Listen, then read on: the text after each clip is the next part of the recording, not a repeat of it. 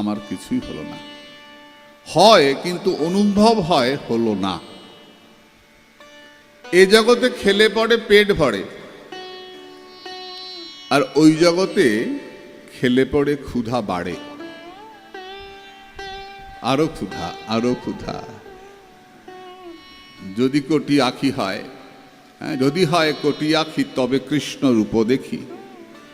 এই দু চোখের দ্বারা হচ্ছে না, কোটি চোখ দরকার, কোটি কান দরকার, কোটি জিহ্বা দরকার, তবে যদি হরিভজন হয়। এটা ভক্তের অনুভব হয়।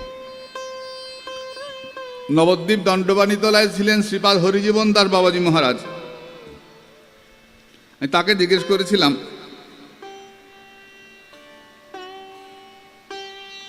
যে রোজ রোজ একই রকম আনন্দ হয় না কেন?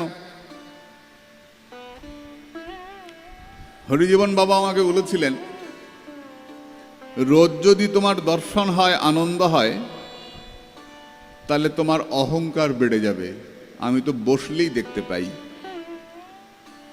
কিছু না হয় তাতেই কত অহংকার। আমি সদাচারী, আমার কত নিষ্ঠা, আমি কারো হাতে খাই না, কারো জল ছই না। আরে বাবারি, আমি সবার থেকে আলাদা, কিছু নাই ভেতরে। আমার মতো কুকুরের কথা বলছি, ঢন ঢন ঠন ঠন, কিছু নাই।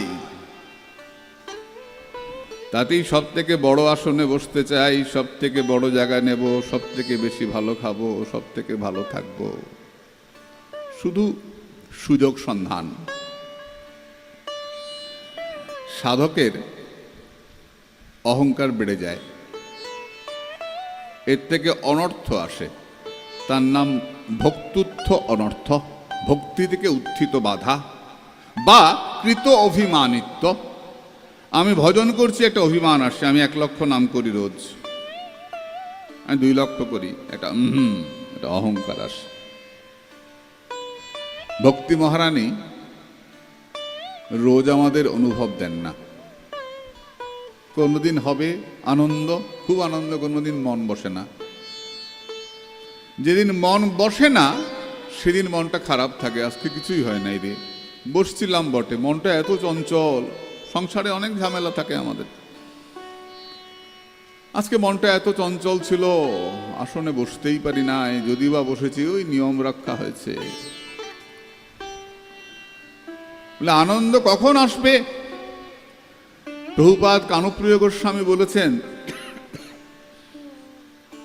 পঞ্চ নেই থাকলে আনন্দ আসে। নির্জন, নিঃসঙ্গ, নিরুদ্বেগ, নিরভিমান, নিরপরাধ, এই 5টা নেই থাকলে আনন্দ হয়।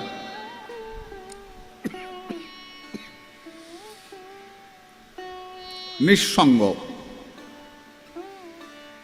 বাইরের আর সঙ্গ থাকবে না, ভেতরেই তো অনেক সঙ্গ আছে।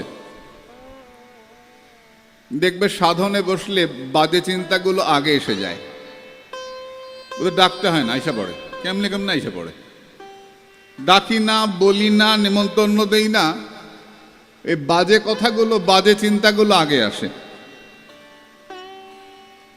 কাজে আসনে বসলাম আর উঠে গেলাম, হয়ে গেল জপ। হলো ফাজলামি হয়, জপ হয় না।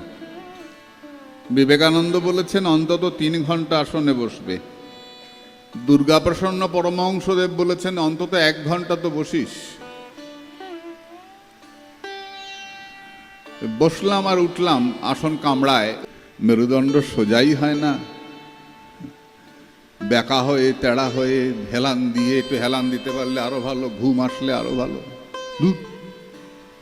আমার মতো কুকুরের ভজন হবে? লোচন বলে সে পাপি এলো আর গেল। ধান্দাবাজি করলাম, লোককে ঠকালাম, হ্যাঁ তা হয়েছে, পয়সা হয়েছে, কিন্তু যার জন্য এসছিলাম সেটা হয় নাই। তাহলে কি করব? মন যে বসে না। গীতার 6 অধ্যায় বলছেন অভ্যাস যোগ,